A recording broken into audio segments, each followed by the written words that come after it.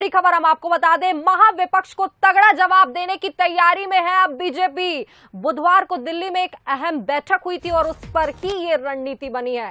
राष्ट्रीय स्तर पर नए गठबंधन को शक्ल देने की तैयारी की जा रही है।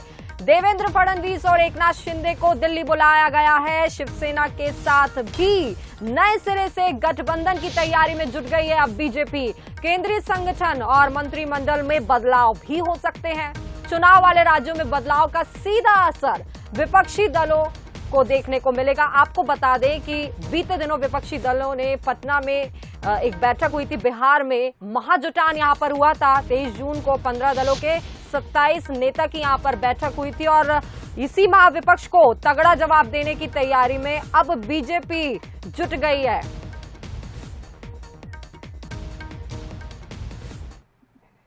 और शरद द्विवेदी जी हमारे साथ जुड़ गए हैं, उनसे बातचीत कर लेते हैं। जैसे कि हम पिछले 3 दिनों से हम देख रहे हैं कि बुधवार को एक बड़ी बैठक बीजेपी की आयोजित हुई थी। उसके बाद से ही हम देख रहे हैं कि बीजेपी में राजनीतिक घटनाक्रम कहीं ना कहीं बढ़ गए हैं। बीजेपी के दिग्गज नेता कई जगहों के दौरे कर रहे हैं। तो ये सारी की सारी गतिविधियां किस और इशारा कर रही हैं?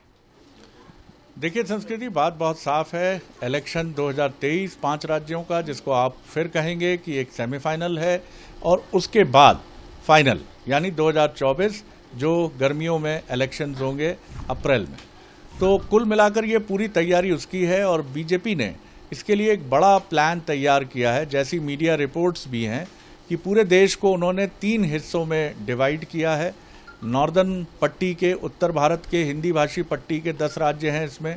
पूर्वोत्तर के राज्य इसमें शामिल हैं, पश्चिम बंगाल, उड़ीसा सहित नॉर्थ ईस्ट जो है उसको शामिल किया गया है, और दक्षिण भारत के राज्य हैं। इसमें कोशिश बीजेपी की ये है कि वो न सिर्फ अपना पिछले चुनाव का मार्जिन, जो जीती हुई सीटें हैं उन पर वो अपना मार्जिन बढ़ाए, खासतौर से उत्तर भारत की उस पट्टी में जहां उसे बहुत बढ़िया प्रतिशत पिछले 2019 के इलेक्शन में मिला था। और यही वजह है कि बड़ी मैराथन बैठक हुई हैं दिल्ली में पिछले सप्ताह। पहले बुधवार को प्रधानमंत्री के साथ BL संतोष, केंद्रीय गृह मंत्री अमित शाह जी और JP नड्डा जी के साथ, और बाद में अमित शाह जी ने बैठकें लगातार ली हैं। तो इसके साथ ये भी माना जा रहा है कि केंद्रीय मंत्रिमंडल का विस्तार करके उन राज्यों में जहां चुनाव होने हैं और 2024 के लिए तैयारी करनी है, तो कुछ महत्वपूर्ण लोगों को केंद्रीय मंत्रिमंडल से भेजा जा सकता है राज्यों में चुनाव के दायित्व के साथ, और इसी के साथ कुछ राज्यों के प्रभार में परिवर्तन किया जा सकता है। इसका भी फीडबैक पूरा लिया जा चुका है, इसका खाका तैयार कर लिया गया है। और कैंपेन का क्या मोड होगा? उत्तर भारत में डेवलपमेंट नारा होगा, प्रधानमंत्री आवास योजना, उज्ज्वला, और इसके साथ जो डेवलपमेंट प्लान की खबरें हैं भारतीय जनता पार्टी केंद्र सरकार की, उसके साथ हिंदुत्व, क्योंकि राम मंदिर जो है वो नए वर्ष में 2024 में आम श्रद्धालुओं के लिए, सबके लिए खुल जाएगा। तो उसके एक भव्य उद्घाटन के साथ कहीं ना कहीं हिंदुत्व की विरासत का भी एक जयघोष बीजेपी 2024 के इलेक्शन में करेगी।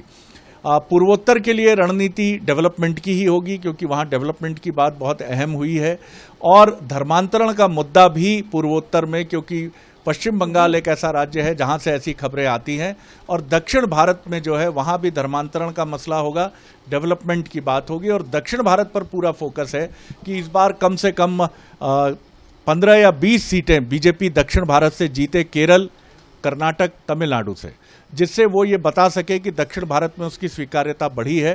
तो बड़ी एक रणनीति है संस्कृति, और इसको लेकर बीजेपी आगे बढ़ रही है। लगातार नेताओं के दौरे हो रहे हैं। JP नड्डा भोपाल और आज मध्य प्रदेश और छत्तीसगढ़ दोनों में है। प्रधानमंत्री आने वाले हैं एक दिन बाद, और फिर उसके बाद वो छत्तीसगढ़ भी जाएंगे जुलाई के फर्स्ट वीक में। जी बिल्कुल। तो कई सारे मुद्दे टारगेट पे रखिए बीजेपी ने। अगर जैसे बीते दिनों जो एक बैठक हुई थी, बड़ी बैठक, महाविपक्षी दल का महाजुटान हुआ था, तो उसको भी तगड़ा जवाब देने के लिए ही तैयारी की जा रही है। अगर महाविपक्ष का गठबंधन होता है तो उसे भी जवाब दिया जाएगा।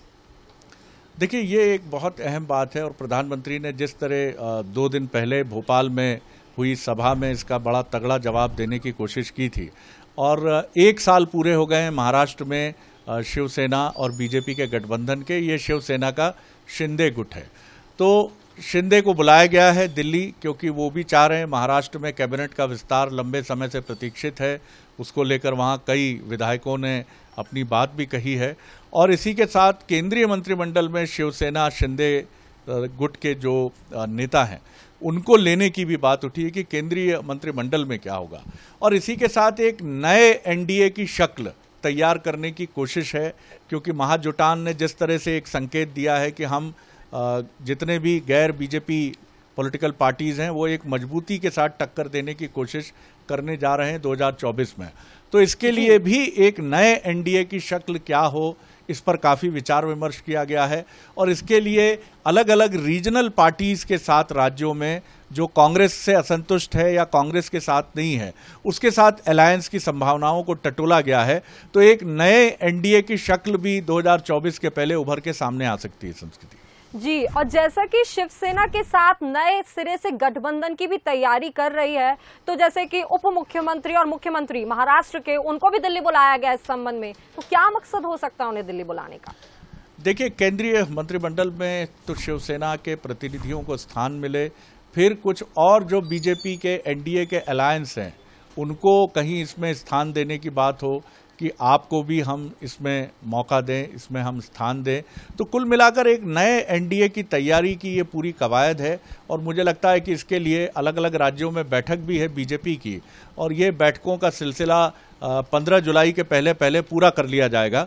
और इसी के साथ उत्तर भारत, पूर्वोत्तर और दक्षिण भारत की रणनीति पूरी होने के बाद हमें एक साफ शक्ल समझ में आ सकती है कि ये नया एनडीए किस तरह का होगा। जी बिल्कुल। तो महाविपक्ष को तगड़ा जवाब देने की तैयारी में यहाँ बीजेपी जुट गई, और जिस प्रकार से हम देख रहे हैं कि लगातार बैठकों का सिलसिला जारी है, तो जाहिर सी बात है कि आगे की रणनीति पर किस प्रकार से बीजेपी को खरा उतरना और काम करना है, इस पर बातचीत और तैयारियां की जा रही। तमाम बातचीत के लिए बहुत बहुत शुक्रिया शरद जी।